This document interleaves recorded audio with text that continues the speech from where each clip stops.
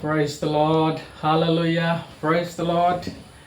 আজি আপোনালোকৰ আগত আহি পেলাই মই খুবেই সুখী আৰু আনন্দিত আৰু আজি পুনৰ পৰা ঈশ্বৰৰ বাক্য লৈ পেলাই আপোনালোকৰ আগত আহিছোঁ। মই আপোনালোকৰ আগত যি বাক্য লৈ আহিছোঁ সেই বাক্য পাঠ কৰিম। আজিৰ বাক্য হৈছে জেৰেমিয়া 17 অধ্যায় 9 পদ আৰু 11 পদ মই 9 আৰু 10 পদ পাঠ কৰিম। ইয়াতে কৈছে, মন সকলোতকৈ কপটময় আৰু তাৰ ৰোগ সুস্থ কৰিব নোৱাৰি, কোনে তাক বুজিব পাৰে? মই জিহুৱাই প্ৰতিজন মানুহক তেওঁৰ নিজ নিজ আচাৰ ব্যৱহাৰ অনুসাৰে তেওঁৰ কাৰ্যফল অনুসাৰে প্ৰতিফল দিবলৈ মনৰ বিচাৰ আৰু কৰ্ম পৰীক্ষা কৰোঁ বুলি কৈছে। Praise the Lord. Hallelujah. So once again, I would like to thank each and every one of you for coming and attending this service. So let's pray. Gracious and loving Father God, we thank you and praise you for all that you have done in our lives. Lord, you bless us as we hear from you, Lord. Speak to all of us. In Jesus' name, amen. So, আজি যি বাক্য পাঠ কৰিলোঁ সেই বাক্যৰ ওপৰতে আমি খন্তেক সময় আলোচনা কৰিম। আৰু বাক্যত কৈছে, মন সকলোতকৈ কপটময়। মন সকলোতকৈ কপটময়। Our heart is.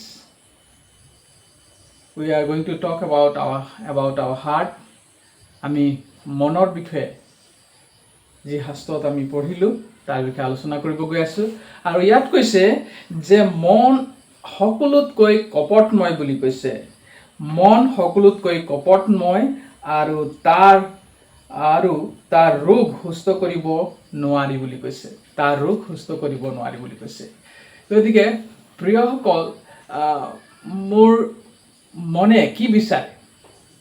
মই বা আপুনি, আমি সকলোৱে আমি প্ৰায় সময়ত আমি আমাৰ মনৰ কথা শুনো। আমি কওঁ, মোৰ মনে এইটো বিচাৰে, মোৰ মন যায় এইটো কৰিবলৈ, মোৰ মন যায় তাত যাবলৈ, মোৰ মন যায় এইটো খাবলৈ, মোৰ মন যায় এইটো পিন্ধিবলৈ। আমি বহুত সময়ত আমাৰ মনক আমি কি কৰোঁ? আমি ফ'ল' কৰোঁ, আমি অবে কৰোঁ আমাৰ মনক। আমাৰ মনটো কয় যে হেৰি নহয়, আমি তাত যাব লাগিছিলে, আমি সেইটো খাব লাগিছিলে, মোক এইটো বহুত ভাল লাগিছে, আৰু আমি সেই ধৰণে আমি মনৰ কথাবিলাক আমি শুনো। কিন্তু বাইবেলত কৈছে, ঈশ্বৰৰ বাক্যত কৈছে যে মন সকলোতকৈ কপটময় বুলি কৈছে। বহুত সময়ত আমি মনৰ কথা ফ'ল' কৰি পেলাই, মনৰ কথা অবে কৰি পেলাই আমি বিপদত পৰিব লগা হয়, আমি ফান্দত পৰিব লগা হয়। আৰু সেইকাৰণে বাইবেলত কৈছে যে মন আটাইতকৈ কপটময় বুলি কৈছে।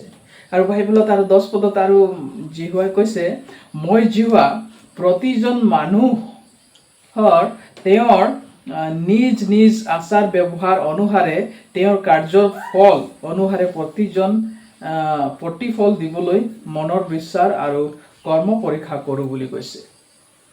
মনৰ বিচাৰ কৈছে, মনৰ বিচাৰ আৰু কৰ্ম পৰীক্ষা কৰোঁ বুলি কৈছে। আমাৰ মনটো এইফালে কপটময় আৰু আমাৰ মনটো এইফালে প্ৰব্লেমেটিক, অৰ্থাৎ আমাৰ মনে আমাক ঠগিব পাৰে, বিপদত পেলাব পাৰে, সমস্যাত পেলাব পাৰে। আমাক অনেক সময়ত মনে আমাক কি কৰে?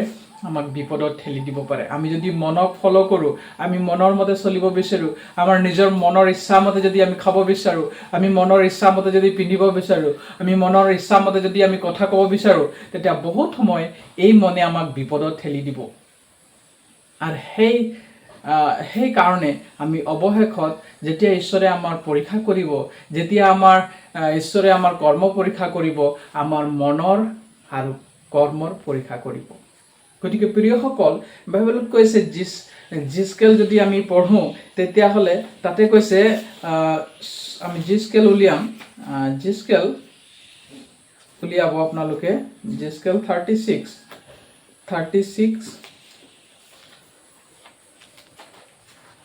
জিস্কেল 36:26 আপোনালোকে পঢ়কচোন।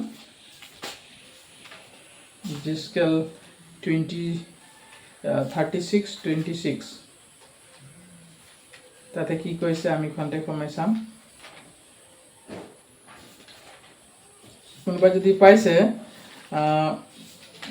জেস্কেল 36 তাৰে 26 কি কৈছে मैं तुमको नया मन दूंगा और तुम्हारे भीतर नई आत्मा उत्पन्न करूंगा और तुम्हारे देह में से पत्थर का हृदय निकाल कर तुमको मांस का हृदय दूंगा। Praise the Lord. Hallelujah. ইয়াত কৈছে মই তোমালোকক এক নতুন হৃদয় দিম আৰু তোমালোকৰ অন্তৰত এক নতুন আত্মা স্থাপন কৰিম আৰু মই তোমালোকৰ শৰীৰৰ পৰা হিল মন গুচাই তোমালোকক মাংসৰূপ মন দিম বুলি কৈছে। Praise the Lord. What a great word of God here we can see that ঈশ্বৰে কৈছে যে মই তোমালোকক এক নতুন হৃদয় দিম বুলি কৈছে নতুন মন দিম বুলি কৈছে আৰু হিল মন গুচাই মাংসৰূপী মন দিম কৈছে ইয়াতে আমি সুন্দৰকৈ আমি শুনিলো পঢ়িলো যে মই তোমালোকক এক নতুন হৃদয় দিম বুলি কৈছে আৰু তোমালোকৰ অন্তৰত এক নতুন আত্মা স্থাপন কৰিম বুলি কৈছে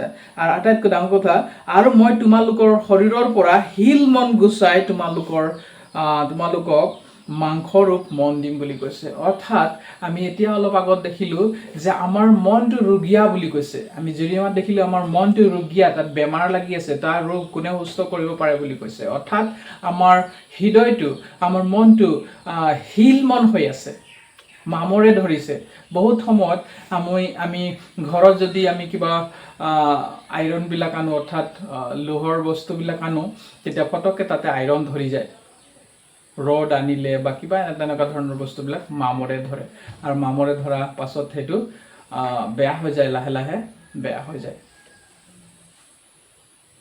সুপ্ৰিয়সকল আমি ইয়াত দেখিছো মানুহৰ মনটো মামৰে ধৰি পেলাই হিল মন হৈ গৈছে আৰু আমাৰ মনটো যেতিয়া হিল মন হৈ গৈছে তাত বেমাৰ লাগিছে হি প্ৰপাৰলি ফাংচন কৰিব পৰা নাই তাৰ যিখিনি কাম আছে সেইখিনি কৰিব পৰা নাই আৰু যিখিনি কাম কৰিব পৰা নাই সেই তাৰ কাৰণে হি মিছলিড কৰি আছে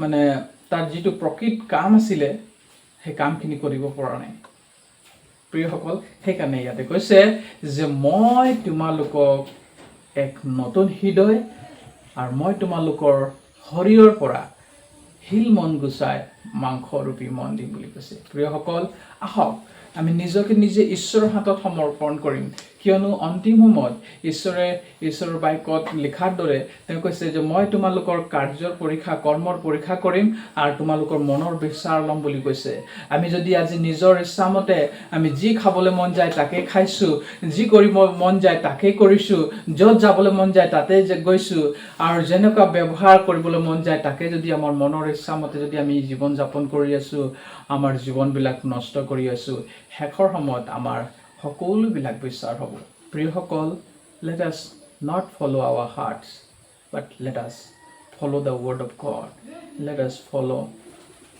the true living God ঈশ্বৰে কি কৈছে ঈশ্বৰৰ বাক্যই কি কৈছে আমাৰ জীৱনত আমাৰ উদ্দেশ্য কি আছে তাৰ বিষয়ে ঈশ্বৰৰ বাক্যত আমাক সুন্দৰকৈ কৈছে সেইকাৰণে আহক আমি ঈশ্বৰক ফলো কৰোঁ আৰু ঈশ্বৰৰ বাক্য অধ্যয়ন কৰি পেলাই ঈশ্বৰৰ বাক্য অনুসাৰে জীৱন যাপন কৰোঁ বাক্যত লিখা আছে এতেকে কিদৰে চলা তালৈ সাৱধান অজ্ঞানীৰ দৰে নহয় জ্ঞানীৰ দৰে চলিবা বুলি কৈছে so each and every step that we take in our lives we have to be careful then only we can be able to live our life according to his will according to God's will My dear friends, I'm going to end here my message. ঈশ্বৰৰ বাৰ্তা ইয়াতে মই শেষ কৰিব বিচাৰিছোঁ আৰু মই আপোনালোকক জনাব পাই সুখী হৈছোঁ যে ঈশ্বৰৰ ওচৰত এই সমস্যাৰ সমাধান আছে ঈশ্বৰৰ বাক্যত কৈছে মই তোমালোকক এক নতুন হৃদয় দিম আৰু তোমালোকৰ শৰীৰৰ পৰা হিল মন গুচাই মাংসৰূপী মন দিম বুলি কৈছে So why don't you turn to God and say, God, here I am. Please change my heart and please help me, Lord. I need your help.